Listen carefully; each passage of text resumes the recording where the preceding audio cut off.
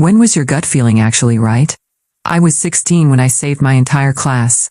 Nobody liked our science teacher, Mr. Daniels. He was strict, boring, and gave way too much homework. So when he announced a special overnight science trip to the mountains, everyone was shocked. This is a rare opportunity, he said, stone-faced. Only 20 students can attend.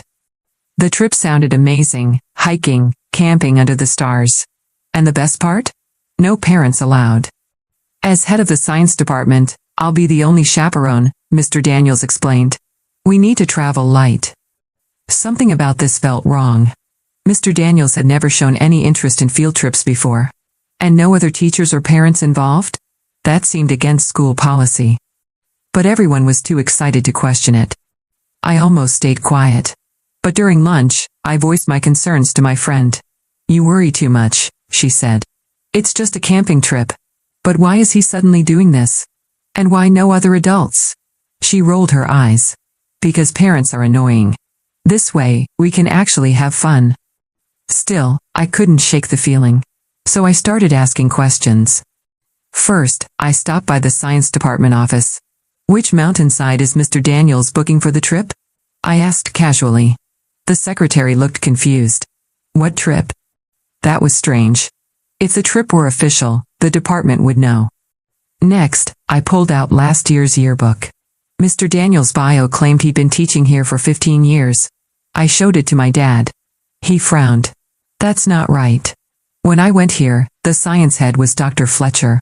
She'd been there forever. I looked her up online. Dr. Fletcher had only retired 6 months ago, after 30 years at the school. Mr. Daniels had started this semester. Why lie about something so easy to verify? I checked the school website for his credentials. Nothing, just Mr. Daniels, science department. I began watching him closely. He never spoke to other teachers, ate lunch alone in his classroom, and always kept the blinds shut. 2 days before the trip, I saw something truly bizarre. Mr. Daniels loading boxes from the chemistry stockroom into his car. Why would he need school chemicals for a nature hike? That night, I called the nature center listed on our permission slips.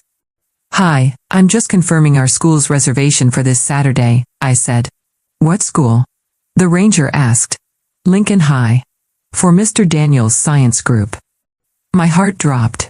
There's no booking under that name, the ranger said. And we don't allow overnight school groups without prior approval. You said Mr. Daniels. We don't have any staff interactions or reservations under that name. I hung up, hand trembling. Everything about this trip was wrong.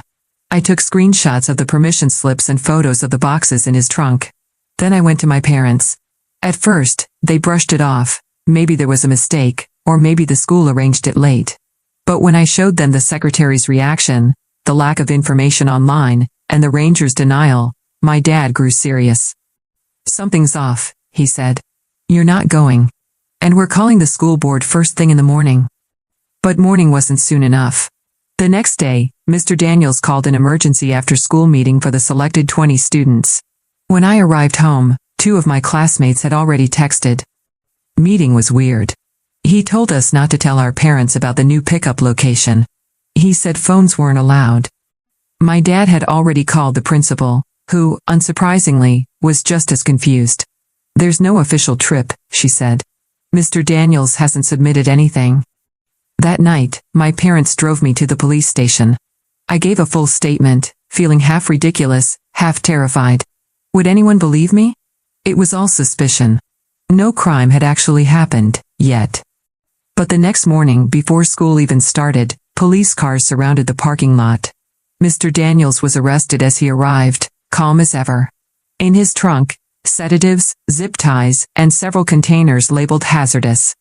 We later found out that Mr. Daniels wasn't even his real name. He had stolen the identity of a retired teacher, forged documents, and passed all background checks using sophisticated software. His real name? Evan Granger. A former lab technician fired for unethical experiments on people. The school was in shock. Parents pulled their kids out for weeks. But my classmates looked at me differently now. Not like the weird quiet girl who asked too many questions. But like the girl who saved them all. Even after Mr. Daniels, no, Evan Granger, was taken away, The fear didn't vanish. In fact, it only deepened. The news spread fast. Reporters camped outside the school gates. Parents demanded answers. Students whispered rumors in the halls. But there was one thing nobody talked about out loud. Who else knew? Because the deeper the investigation went, the more unsettling it became. The keycard logs showed Evan had access to the chemistry lab at night. But the janitor, Mr. Benson, said he never saw him after school. Not once. Cameras? Under maintenance. For 2 months.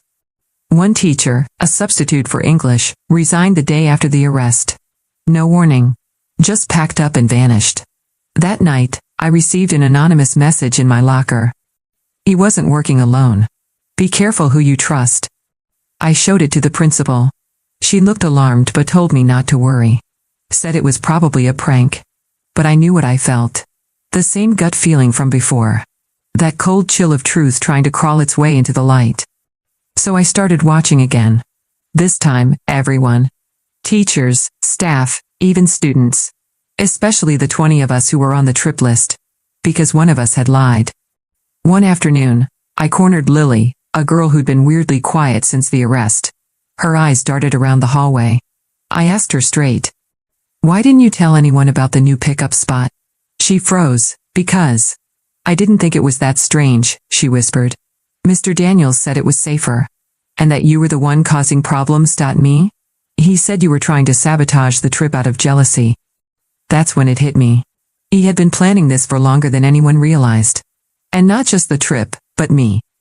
He knew I was watching him. And he had tried to turn them all against me before I could stop him. But what if someone else had taken his place in the shadows? And what if I was still being watched? The arrest should have ended everything. But it didn't. It just opened a door to something deeper. Something darker. 2 days after Evan Granger's arrest, our school installed new security cameras. And that's when the janitor, Mr. Benson, went missing. No resignation. No goodbye. Just gone. At first, no one noticed.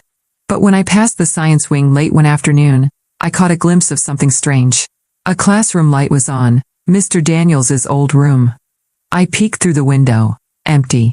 Except for a single object sitting on the desk. A glass vial. I entered slowly. Everything was just as he had left it. But the vial had a note underneath. Not everything can be contained. That night, I couldn't sleep. My mind raced. If someone had returned to his room, they had a key. And access. Which meant the school still wasn't safe. I met with the principal the next day. Told her everything. She smiled tightly and said, "We appreciate your concern, but we have it under control." But she didn't ask to see the vial. She didn't ask what the note said. And then I realized, she already knew.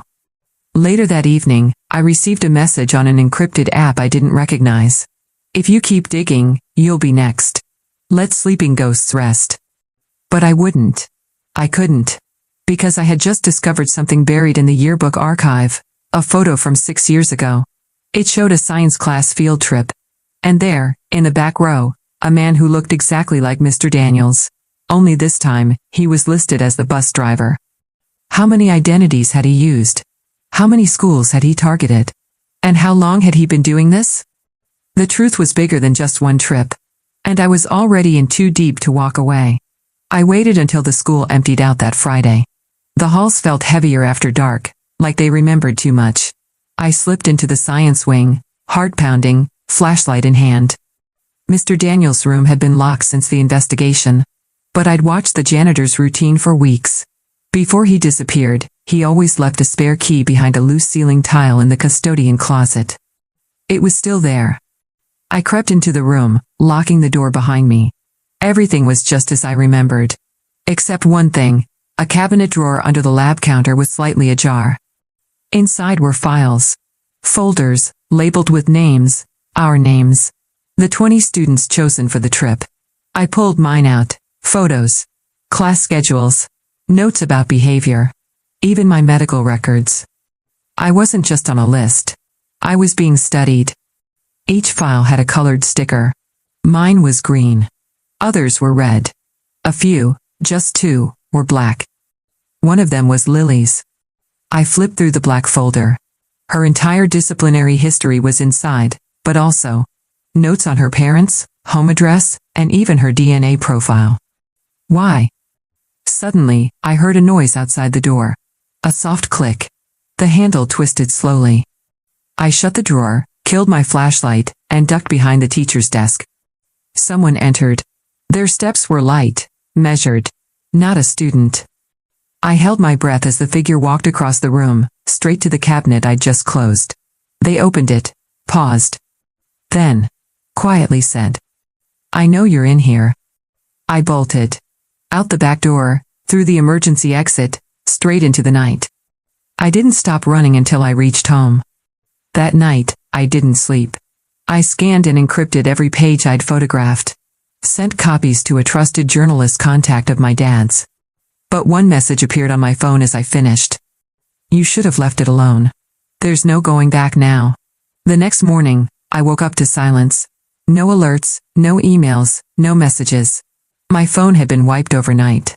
Factory reset. Everything, gone. Except for one photo left in the gallery. A screenshot. My school ID. Marked with a green dot. And beneath it, one sentence in all caps. Phase 1, passed. I raced to my dad's office. His journalist contact? Out of town. No one could explain how the files vanished from his inbox. Not even the backup cloud I used worked anymore. Whatever this was, it went beyond a rogue teacher. It was organized, funded, protected. That day at school, I tried to act normal. But Lily wouldn't look at me. 2 others from the trip list were missing. Excused absences, they said. But their lockers were empty. Their names weren't called during roll. At lunch, I finally cornered Lily. "You were on the blacklist," I whispered. She stiffened. Then, barely audible. "I didn't volunteer. They chose me." "Who?" I asked. She glanced around. "They called it a behavioral experiment. Said we were helping research something important. But when I wanted out, they threatened my mom. Said she'd lose her job. Said accidents could happen." That's when I noticed the bruise on her arm. She was scared, but not of Mr. Daniels. Of something else. That night, I broke into the school again. This time, I went to the admin server room. If records were being deleted, they had to be rerouted somewhere. And that's when I found it. A hidden folder labeled Project Eden. Inside, names of students going back 10 years. Green, red, and black-coded tags.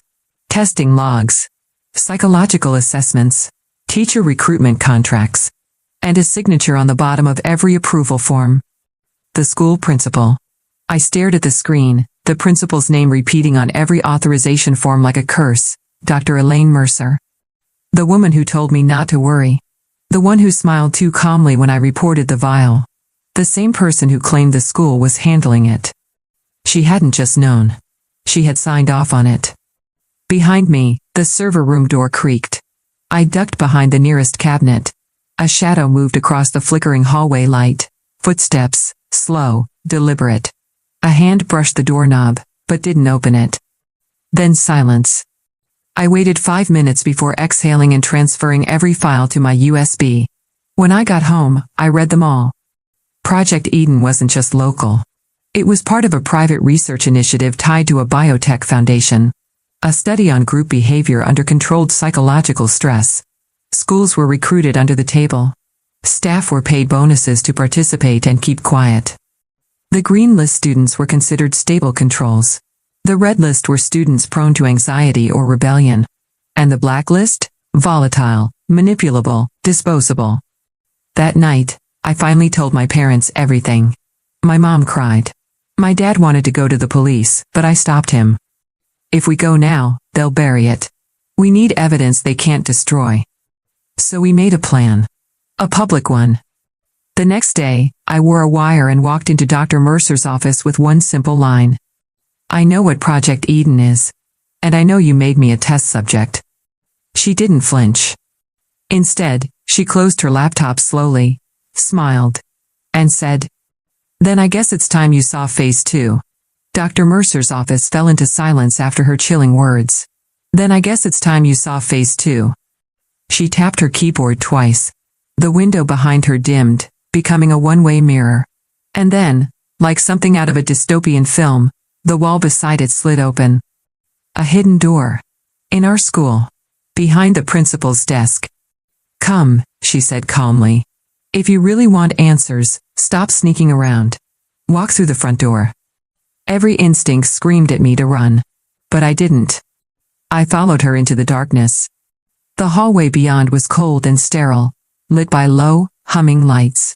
We passed through 2 locked checkpoints before entering a chamber lined with monitors. Dozens of them. Watching classrooms, hallways, students. Some I didn't even recognize. "This is Eden's observation core," she said. "We monitor behavior, reactions, patterns. Your file was flagged months ago. You're the perfect anomaly. Resistant to suggestion, aware, curious, dangerous." I turned to her. "You were experimenting on us?" She smiled. "We were investing in you." She handed me a black folder. Inside, my profile. Detailed notes, psychological breakdowns, video logs. But at the back, something new. A letter with the Eden seal. "You have been selected for advancement. Welcome to Tier 2. "What is this?" I asked, heart pounding. She stepped closer. "A choice. You've already proven you're not like the others. Join us, help shape the next phase of Eden, or walk away. But know this, walk away, and we'll label you compromised." I looked at the cameras. At the data. At the truth. She held out her hand. "You want to change the system? This is how it starts." And for a moment, I actually considered it. I didn't take her hand. Not yet. I needed time, so I lied. "I'll think about it," I said, trying to steady my voice. Dr. Mercer nodded slowly, as if she expected that. "No pressure. But think quickly. You'll receive your final decision packet in 48 hours. After that, the offer expires. And so does our patience." She led me back upstairs like nothing had happened. In the hall, students rushed to class. Teachers laughed at the copier. The world looked normal. But I knew the truth now. And I was running out of time.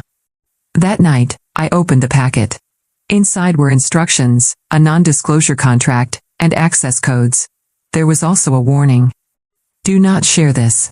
Violation will result in elimination from the program." My hands trembled. Elimination didn't sound metaphorical. So I called Lily. At first, she didn't answer. But after 10 minutes, she finally whispered, "I got one too. Red folder. They're dividing us." We met at the abandoned park behind school.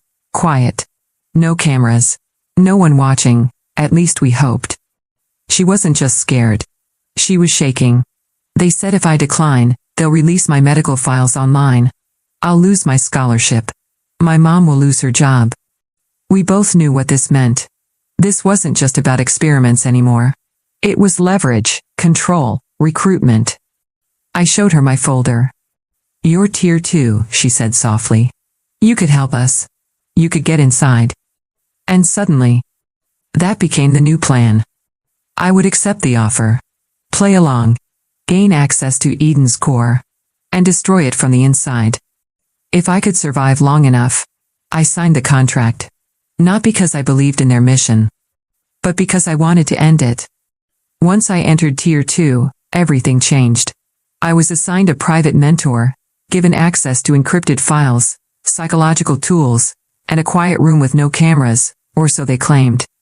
I played the part perfectly.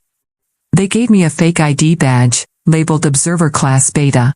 I was told to select a new batch of students for behavioral calibration. The idea? Predict reactions under pressure.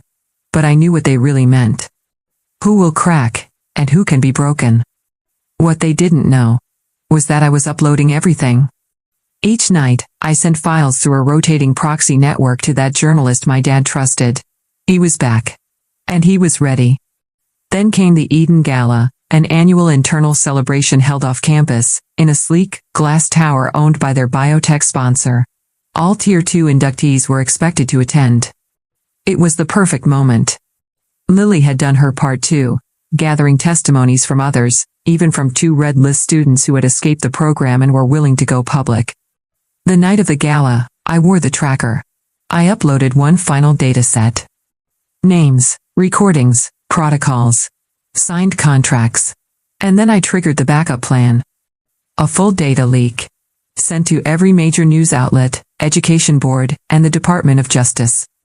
Right in the middle of Dr. Mercer's keynote speech, her microphone cut out. The projector behind her flashed.